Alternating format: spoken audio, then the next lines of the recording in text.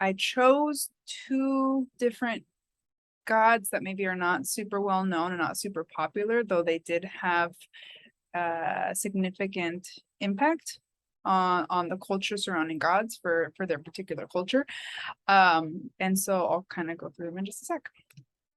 The first, I guess, set of deities are from Aztec origin. I have a close personal connection to them, me being Mexican myself, and I've actually been on this journey to learn a little bit more about my ancestry and my history with some of the indigenous roots that I have in my own family line. And so I chose to do the Aztec gods. The two main ones that came up on my research were, and forgive me for the pronunciation, Patecatl and Mayahuel, and they're the Aztec gods of healing and medicine, or also known as the Pulque gods. A little background on the Aztec gods. The Aztecs were an empire in northern Mesoamerica, the concentration that we kind of know of as of now in central Mexico, between about 1345 and 1521. They are polytheistic, meaning they worship a multitude of gods, and there were over 200 gods and goddesses within their scope of deities. Each god and goddess controlled different aspects of the universe, so they had a god for very specific things in their day-to-day life, including the sun, the moon, fire. We'll talk about Pulque in just a sec, that a very specific set of gods for that medicinal therapy that they had. For the Aztecs, rituals and sacrifices for the gods were very common, and they typically tended to have a religious component behind it. But back to medicine, two of the main gods of medicine and healing were those two that I mentioned earlier, Patecatl and Mayahuel. They were actually a married couple. So Patecatl was married to Mayahuel. Mayahuel is the goddess of Pulque. Patecatl is known as the Lord of the Land of Medicines. He is the god of healing, fertility, medicine, and surgery, and also the patron day of grass. If you don't know, Mexicans typically have a patron saint of some sort, even nowadays, for patron saint of bus drivers, patron saint of teachers. And so in this case, that kind of relates a little bit. He is indeed the patron day of grass. He is, like I mentioned before, husband of Mayahuel, who is the goddess of Pulque, and she herself is the goddess of the maguey, which we'll get to in just a little bit. Pulque actually stems from the maguey plant, and we'll talk about that in just a sec.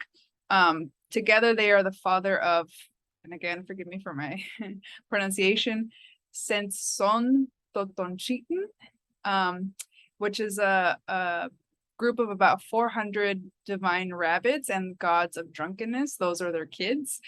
And again, they're the gods of Pulque, which is a deity of intoxication by peyote and other hallucinogenics.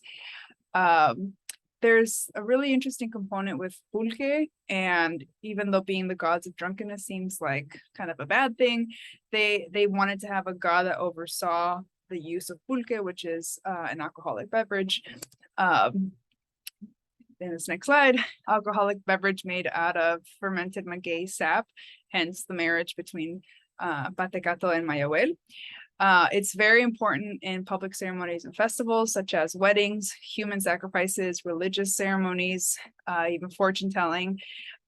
For a while, it was used specifically for like tributes to gods and heroes, warriors, but then its use became far more common among even lower levels of their class societies. It's said to have medicinal properties, antidiarrheal, prevention for GI diseases, stomach issues. It's a stimulant for the immune system, so it helps boost your immune system because of its high vitamin C content and even some protein content, and it's said to lower cholesterol. The Aztecs at the time didn't have that specific knowledge, but we know that those facts are true, and for some, it's still consumed today for those medicinal properties, which is really interesting considering the fact that this is something that was used, you know, in 1300s, 1400s, and it's still consumed today. The production of it has changed a little over time. for good reasons. It's purified now. It's a little bit more clean than it was back in the day. But the fact that it's still used today, I think is pretty pretty interesting. I've had pulque before. It's definitely it's got a kick to it. When I've been to Mexico, I've enjoyed it. I wouldn't say it's my favorite, but it's I can see why people still drink it. And that was it for the Aztec gods. There's not a whole lot on those two gods. Like I mentioned, the Aztecs have this group of probably 4 primary gods, and some of these smaller, lesser known gods, there's not a lot of information on. But the main thing for Patecato was that introduction of pulque, which was said to be highly medicinal, and like I said, still used today. Along that thought, we have Ermed. I'm not sure if that's the correct pronunciation, but Ermed, she's a Celtic god of healing and herbs. Again, a little bit of information on her. She was a member of the Tuatha de Danann. Again, pronunciation, not my best feature, which is basically a group of Celtic ancient gods and goddesses. Her role in medicine, there's a background story. Her brother was murdered, and she is said to have grown 365 herbs based on the number of joints and sinews in the body. She has said to have grown them in order to attempt to heal her brother. And so the interesting thing about that is that it's kind of a link between the knowledge that we now have about anatomy. It is fairly close. They estimate that we have anywhere from like 290 to 360 joints in our body. So that was actually pretty interesting to have that connection.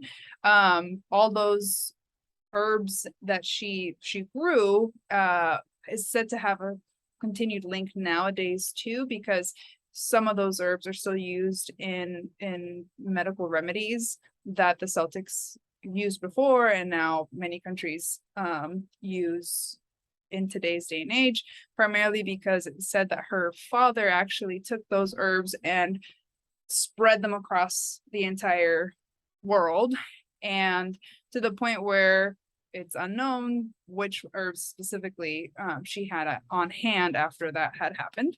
But the important thing to note is that she had that knowledge of medicinal herbs and the anatomy, which is still true today. She also knew the body and how it worked and how she can heal it. Some would argue that she also knew how she can poison it, because some of the herbs could be used for good or for bad. But again, not a whole lot known about this particular goddess. I feel like I wanted to kind of shine a light on some of these lesser known gods and goddesses. We think a lot about the Greek or the Egyptian gods and goddesses, but every culture has their own divinities that they, revered at some point. And a lot of people have done so for these lesser known deities, which I thought were really interesting to learn about.